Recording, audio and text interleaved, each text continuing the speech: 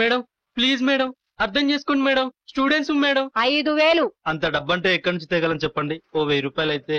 కుదరదో. Aunty ఈ ఒక్కసారికి aunty, మళ్ళీ మా కాలేజీలో ఇలాంటి ప్రాబ్లం వస్తే మీ దగ్గరికి వస్తామండి. సిస్టర్ మీకు అక్క చెల్లెలు లేరా? ఉంటేంట్రా? ఒరేయ్ నువ్వు ఏడవకురా, నువ్వు ఏడుస్తే నేను తట్టుకోలేనురా, నాకు ఏడుపు వస్తుందిరా. మేడం ప్లీజ్ మేడం, ఈ ఒక్కసారి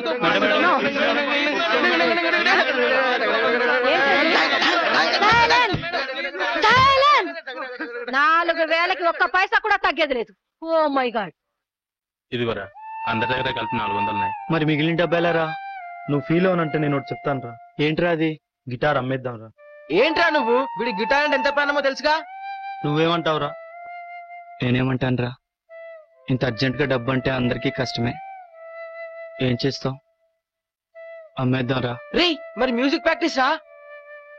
నాకు తెలియదురా. సార్ గిటార్ అమ్మేద్దాం అనుకుంటున్నాం సార్.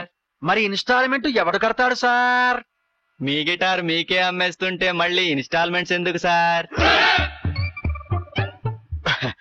ఓకే, ఇంతకీ మీ గిటార్ ఎంత కమ్ముదాం అనుకుంటున్నారు? ఎంతో కొంత సార్. హాఫ్ రేట్ అంటే 2000 రూపాయల కంటే 1 రూపాయి కూడా ఎక్కువ. మేము ఇచ్చింది 1000 రూపాయలుగా సార్. ఇంకో 1000 రూపాయలు ఎక్స్ట్రా కావాలా? సస్తా ఇవ్వను, 2000 రూపాయలు ఇస్తాను. ఇష్టం ఉంటే ఇవ్వండి, లేకపోతే వెళ్ళిపోండి. నీ కర్మ. అలా ఉండాలి. ఇదిగో 2000 థ్యాంక్స్. గిటార్ ఇచ్చేయండి. Now you can go. Sir మా గిటార్ మీకు హాఫ్ రేట్ కి ఇచ్చేసాం. మేము ముందు ఇచ్చిన 1000 రూపాయలు ఇచ్చేస్తే.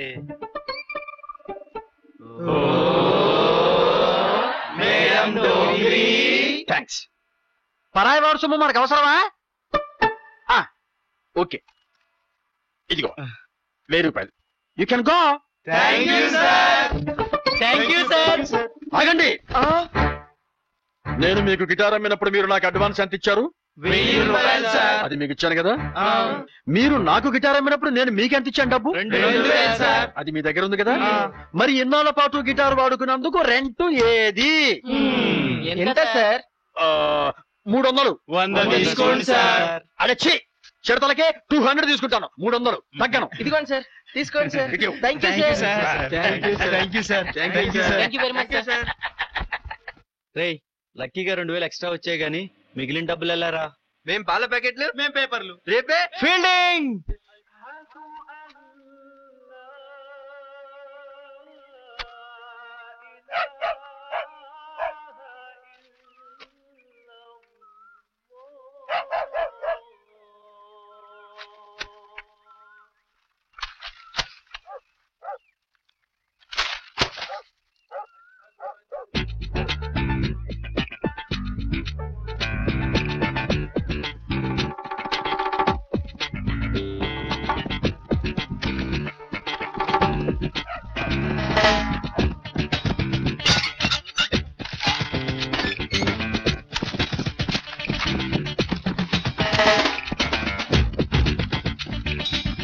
రే ఈ ఇంట్లో చిన్న పాప ఉంది, వదిలిపెట్టి.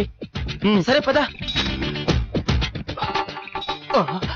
వద్దులేరా, కుక్కగాని ఖర్చిందంటే బొడ్డు చుట్టూ 14 ఇంజక్షన్లు వేయించుకోవాలి. నా వల్ల కాదు. లేదులేరా, ఈ రోజుల్లో 2 ఇస్తున్నారు. నువ్వు వెళ్ళరా. అంత సరదాగా ఉంటే నువ్వు వేయించుకో.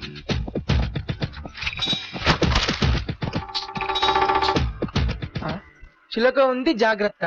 ఏంట్రా వెళ్ళవు? రేయ్ లోపల చిలుక ఉందంట్రా. అదే రాక్షస చిలక అయితే అయిపోతాం. రే నీకంత భయం అయితే నేను వెళ్ళొస్తా, నువ్వు మైరా సంచి. అమ్మా నాతో మైద్దామనా? సంచి మీరు మయండి, నేను వెళ్ళి తీసుకొస్తా.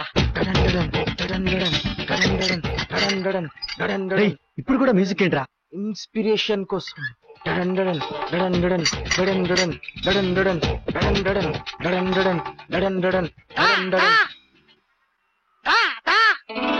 అబ్బా మాట్లాడి రామ చిలక. నన్నా? వస్తున్నా. ఏంటి పిలిచావు?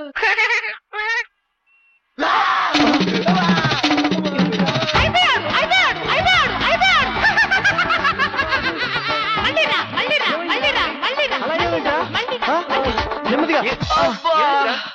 ఏమైందిరా? ఏంట్రా ఒళ్ళంతా కత్తెరలు కొట్టేసినట్టు ఏమైందిరా? చెప్పరా, చిలకేమని చేసిందా? లేదురా. మరి ఏమైందిరా? అది మాట్లాడే రామచిలకరా. అయితే అబ్బా ఏమైందిరా?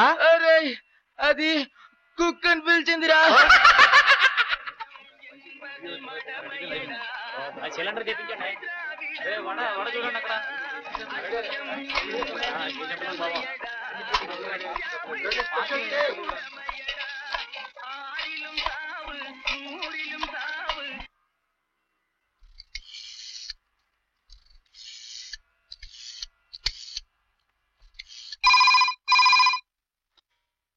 హలో, ఎవరండి మాట్లాడేది? నేను ఇందిరాగాంధీని.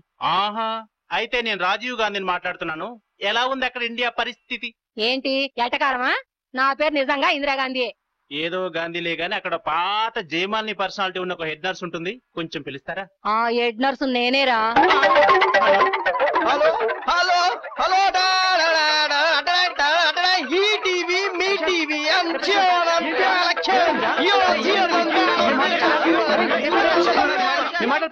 ఆగు. హలో ఆంటీ, నేను రమణాని. నువ్వా? అవును, ఇంతకు ముందు మాట్లాడిన ఆ ఎదవెవడు? అదే ఆంటీ, అది వాడు అక్కకి అన్యాయం జరిగినప్పటి నుంచి పిచ్చోడైపోయాడు ఆంటీ. ఇంతకేమిటి సంగతి? అదా ఆంటీ, డబ్బులు రెడీ అయ్యాయి. ఎప్పుడు రమ్మంటారు? రేపు రండి, సండే కదా, నాకు కూడా సెలవే. మేము స్టూడెంట్స్ ఆంటీ, ఏం చేసినా వర్కింగ్ డేస్ లోనే చేస్తాం. సోమవారం వస్తాం ఆంటీ. సరే, 10-10:30 కల్లా రండి. వచ్చేటప్పుడు అమ్మాయిని మంచినీళ్ళు కానీ కాఫీ కానీ ఏం తీసుకోకుండా ఖాళీ కడుపుతో వచ్చేసేయమని చెప్పండి. అలాగే ఆంటీ, థ్యాంక్ యూ ఆంటీ.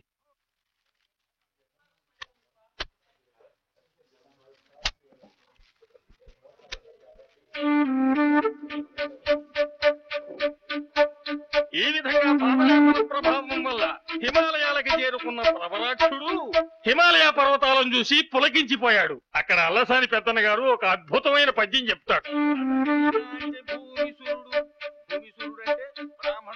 ఇదేంట్రా, గ్రేట్ ట్రాన్స్లేటర్ ని నాకే అర్థం కాకుండా సైకిల్ చేస్తున్నాడు. బహుశా ఇంగ్లీష్ లో సైకిల్ చేస్తున్నాడేవరా? రే, మరి పేపర్ మీద రాసి వచ్చు కదరా.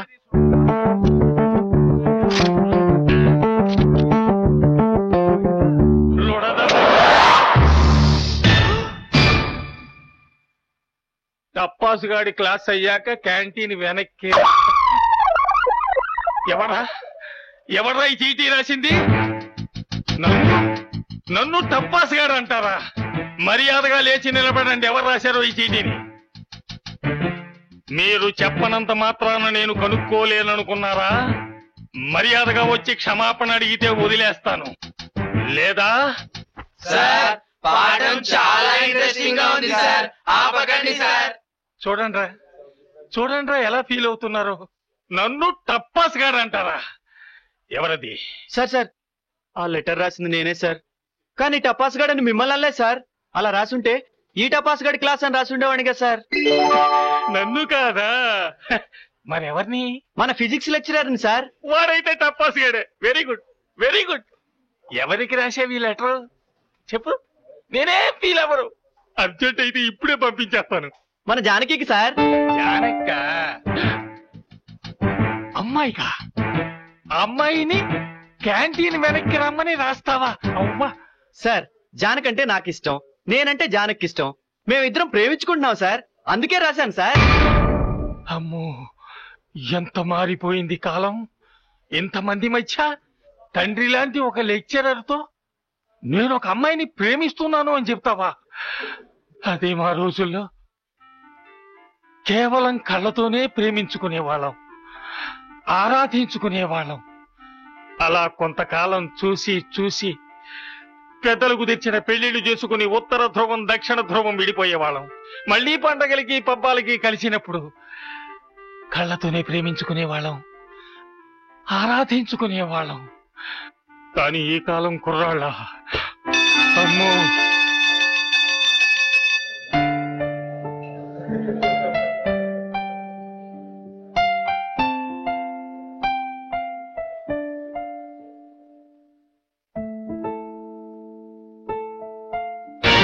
నేను అబార్షన్ చేయించుకుంటానని నీతో చెప్పానా?